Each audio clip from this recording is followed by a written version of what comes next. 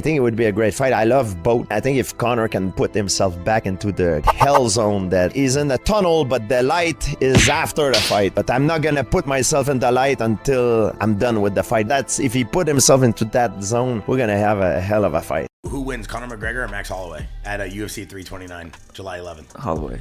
Really? It's going to be dangerous for Max early though. Listen, me and Conor aren't exactly friendly. But what I'm saying is, so I'm not saying this from a perspective of we're friends and we're buddies. He was the 2 weight division champion. You know what I'm saying? And yeah, he made all this money and all the rest of it. But the man's the most powerful tool. Yeah. And the guy that was there, all right, granted, it was a long time ago, 2016. But if the motivation's strong enough, he can come back and look really good. And yeah, he was flipping out at Max the other day in that interview. Did you see that? But he was playing the game. He was promoting the fight, hyping it up big time, and he looks good, you know, like he looks like he's training and taking the camp seriously. And if he is doing that, I'm telling you. But Max is awesome on the feet, but Conor's got the power early. What about the other side of the coin? I mean, we talk about Conor coming back this great moment. Max Holloway, like, I feel like he can't lose this fight at this point in his career. Yeah. It's like really bad for him, especially after how the Charles fight went. Yeah, I wouldn't say it's really bad. It's just like Max has been around forever as well. Been a part of the roster since he was 19. It's insane, you know, and the career he's had is unbelievable. Even that fight with Italy Taporia, I was watching it on the flight over here.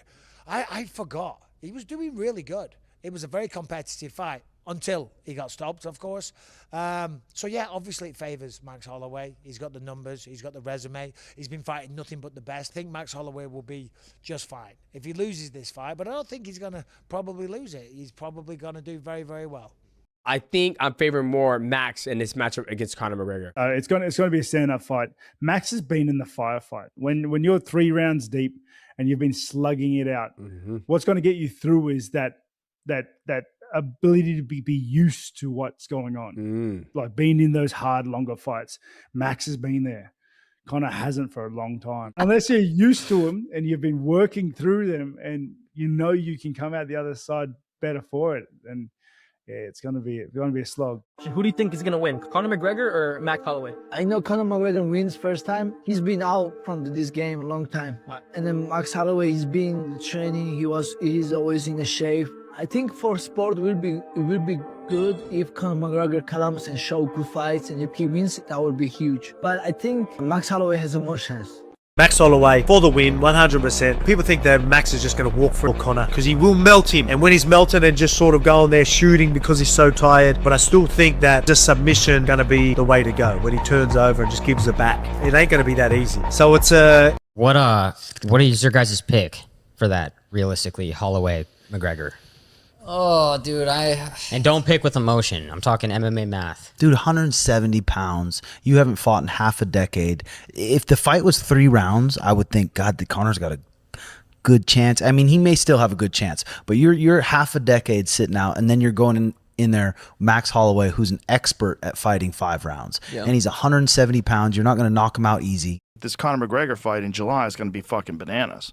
It's going to be bananas. I mean, people are going to go crazy for the return of Conor McGregor because he's a giant personality. But don't expect the same thing. How could you just can't. He hasn't fought in 5 years, that's right? exactly it. It's been 5 and years. But that's the problem. It might be more. Because they're going to all expect that. I think it is a little over 5. It's almost 6, I think. It might be 6 at the time of the fight. It might be. I think it was it's July. 5. I think it's 5 right now. Are we expecting to see a Conor that looked like Nate this last fight? Or are we expecting to see a better Conor than someone that looked like Nate? Because Nate did not look good. No, but Mike Perry did. And Mike Perry looked like a fucking murderer. You know what I mean? Like Mike Perry is a murderer. He's a murderer. And this is such a savage. You take a look at that, and when you're taking an older fighter, which Nate is now, and you're 21. You're 5 fucking years ago, July. So it literally will be 6 years. Yep. Yeah. But when you're it'll be 5 years. It'll be 5 years. When you're taking a younger fighter and putting them against the old dog, it normally doesn't end well for the old dog. Primeiro você e todo mundo sabe que essa luta foi que era pra mim estar lá, né? E ele preferiu o Max pensando que ele vai bater no Max, né? Porque ele correu de mim, essa é real. Chegou a ser oferecido? Chegou a ser conversar sobre isso? Na realidade, não chegou a ser oferecido, mas todo mundo sabia que quem vencesse entre mim e o Max lutaria com ele, e na realidade ele escolheu o Max porque ele achou que é um caminho mais fácil. Mas vamos lá, vamos falar da luta de Max Holloway e ele. Cara, eu acho que na realidade é uma luta complicada, pelo fato de faz muito tempo que ele não vem ao queijo. Tem quantos anos que ele tá fora, parado? Acho que 5 anos. Entendeu? Então, tipo assim, faz muito tempo, faz 5 anos que ele tá parado, que ele não luta. Porém, é o Conor, né? É o Conor. Se você marcar e ele conectar, ele vai te nocautear. Eu acho que primeiro e segundo round tem muito para ele. Depois, dali em diante, com certeza, para mim, o Max tem muito de vencer, de trabalhar, de estar ali, de fazer acontecer. 8 different analysts, 8 different methods, one nearly identical conclusion. That's the strange part of trying to predict McGregor versus Holloway 2 heading into July 11. It's not that experts disagree, it's that people using completely different tools, betting markets, prediction platforms, professional handicappers, all keep arriving in the same neighborhood, and the reasons why matter more than the pick itself. Let's go through this the way a cornerman would, category by category, instead of just quoting a final number and moving on. Start with output because it's the single biggest gap between these two fighters. Holloway owns the UFC's all-time records for both significant strikes landed and total strikes landed, a mark built through nearly a decade of relentless, high-volume performances against the best competition the featherweight and lightweight divisions have ever produced. McGregor, at his best, was never a volume fighter. His entire identity was built on efficiency, landing fewer shots but making each one count in ways few strikers in this sport ever have. Jose Aldo lasted 13 seconds. Eddie Alvarez went down in the second round. When output is the category, Holloway wins clearly. When efficiency and one-shot power is the category, almost nobody in UFC history beats McGregor at his peak. Now move to durability, and this one gets more complicated than people assume. Holloway's chin has been tested across dozens of rounds against elite strikers, and it's held up remarkably well over the years. But durability against volume punches isn't the same test as durability against genuine knockout power delivered with bad intentions behind it. Holloway has rarely, if ever, faced a puncher with McGregor's combination of hand speed and finishing instinct. That's a real unknown heading into this fight, and it's one of the few categories where past performance doesn't cleanly predict future results. Durability also works both directions here, and it's worth being fair about that. McGregor's chin has been legitimately tested exactly once at the highest level, in the finish loss to Diaz, and he's never faced anything close to Holloway's sustained, high-volume output across a full 5 rounds. If Holloway's game plan is simply to keep throwing and let the shots accumulate, McGregor's durability against that specific kind of pressure is just as much of an open question as Holloway's durability against one-shot power. Both men are stepping into genuinely unfamiliar durability tests, which is part of why this category resists a clean, confident pick either way. Cardio is where the layoff conversation actually earns its weight. McGregor hasn't needed to sustain a hard pace across 25 minutes in years, and his one documented instance of fading badly under pressure, the first Diaz fight at UFC 196, remains the clearest data point analysts have on how his gas tank responds once a fight moves past the midpoint. Holloway has never had that problem. His entire style depends on maintaining pace deep into fights, and he's done it consistently against world-class competition for a decade. If this fight reaches the 4th or 5th round, cardio may end up being the single most decisive category on the entire card. It's worth remembering that conditioning isn't purely physical either. 5 years away from live competition affects more than lung capacity and leg strength.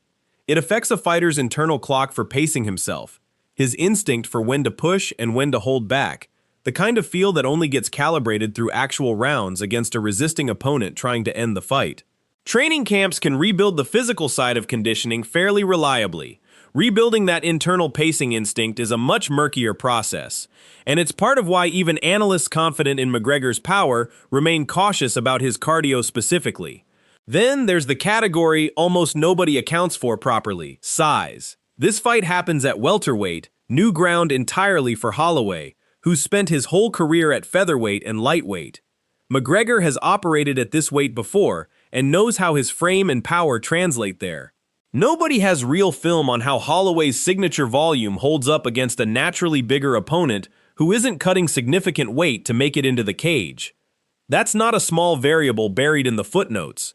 It might be the biggest question mark in the entire matchup, and it's one the layoff conversation tends to overshadow. Experience against elite, current competition tips in an unusual direction once you actually look at both records closely. Holloway's last 2 fights were both losses, a knockout defeat to Ilia Topuria and a decision loss to Charles Oliveira that cost him the BMF title back in March. He's been fighting the best in the world, but he hasn't beaten the best in the world recently. McGregor hasn't fought anyone recently, which means there's no fresh tape of him losing to current elite competition either. Both fighters are, in their own way, stepping into this cage with question marks about how they measure up against the sport's current top tier. Put those categories together and you start to understand why the experts, despite using entirely different methods, keep landing in roughly the same place. BetMGM's trading manager, Alex Rella, summarized the uncertainty directly. "Who knows what version of Conor is going to show up," he said, framing the layoff as the central unresolved variable, rather than a settled disadvantage. That single sentence captures why Holloway sits favored in the range of -240 to nearly -300 depending on the book, translating to a win probability above 70%, while prediction markets like Kalshi and Polymarket land closer to 65% for Holloway. Strong numbers, but not the kind reserved for a true mismatch. Wager Talk handicapper Andy Lang took a more direct route to a similar conclusion, pointing to Holloway's activity and his recent form against names like Poirier and Gaethje as reasons his jab and pace should control this fight from the opening bell. That's a category-based argument built almost entirely on output and recent live competition, arriving at the same destination as the betting markets, even though the reasoning path looks different. There's history here too, and it complicates the simple version of this story. These two actually fought before, in Boston back in 2013. A bout McGregor won by unanimous decision while reportedly fighting through a torn ACL for a significant stretch of the fight. Holloway was 21 at the time, years away from the fighter who'd go on to break every major output record the sport has. That fight went the distance under compromised circumstances for McGregor, which tells you something important. Even hurt, even without the reflexes and power he'd develop over the following decade, he still found a way to win a decision against a live, dangerous opponent. Whatever version of him walks out this time, healthy and fully rested off a 5-year layoff, is dealing with a very different Holloway, but it's also a very different McGregor than the one who ground out that first fight on one leg. Add the wrestling category to the list, or rather the absence of one, because it changes how every other category interacts with the others. Neither man is a threat to change levels and hunt a takedown. This fight stays standing for the full duration if it goes the distance, which means there's no scramble to reset momentum, no ground control to steal a tired round, no alternate path to recover after a rough exchange. Every category above, output, power, cardio, size, has to prove itself entirely on the feet, with nowhere to hide if it doesn't hold up under pressure. That reality raises the stakes on McGregor's power specifically, since a single finishing sequence carries more weight in a pure kickboxing match than it would in a fight where a bad moment could be erased by a takedown into safer territory. The business context around this matchup shapes the pressure on both sides differently than a typical title fight would. This is reportedly one of McGregor's final bouts remaining on his current UFC deal, and speculation about crossover boxing or bare-knuckle events has already started circulating around his next move regardless of outcome. That context matters for reading his motivation. This isn't a fighter clawing back toward a belt, it's a global star treating a single octagon return as a bridge to whatever comes after, and some analysts have quietly questioned whether that mindset produces the same hunger that once made him nearly unbeatable in exchanges. Holloway's motivation runs in the opposite direction. Coming off back-to-back losses and a lost BMF title, he has something concrete to prove at a brand new weight class, in front of what will likely be the biggest audience of his entire career. None of the categories above exist in isolation on fight night. They collide with each other in real time, and that collision is exactly what makes this particular prediction harder than the raw numbers suggest. Output tilts toward Holloway. Efficiency and one-shot power tilt toward McGregor. Cardio tilts toward Holloway if the fight goes long. Size and unfamiliar territory tilt toward uncertainty for Holloway specifically. Recent elite-level success tilts toward neither man cleanly. When you weigh all 5 categories together, instead of picking one and building an entire prediction around it, the picture that emerges looks a lot like what the betting markets already reflect. A real, but not overwhelming favorite, and a live, dangerous underdog with a legitimate, if narrower, path to victory. It's also worth noting how each man's corner factors into all of this. John Kavanagh has trained McGregor since long before either of them had international recognition, through 2 divisional title runs, through the first meeting with Holloway back in 2013, through every high-pressure night of his career. That's 13 years of shared history against this exact opponent's tendencies. Holloway's team, adjusting to a new weight class for the first time at this level, is working with far less precedent to draw from. That edge in preparation won't show up in any single category above, but in a fight this evenly argued across the board, the smaller advantages tend to matter more than they would in a clearer mismatch. So run the categories yourself. Which one do you think decides this fight when the cage door closes on July 11th? Output, power, cardio, size, or something nobody's mentioned yet? Every expert breaking this fight down is essentially weighing the same 5 categories and reaching slightly different conclusions about which one carries the most weight. That's not indecision. That's what an actually close fight looks like when you refuse to oversimplify it into a single stat or a single storyline. Leave your breakdown in the comments.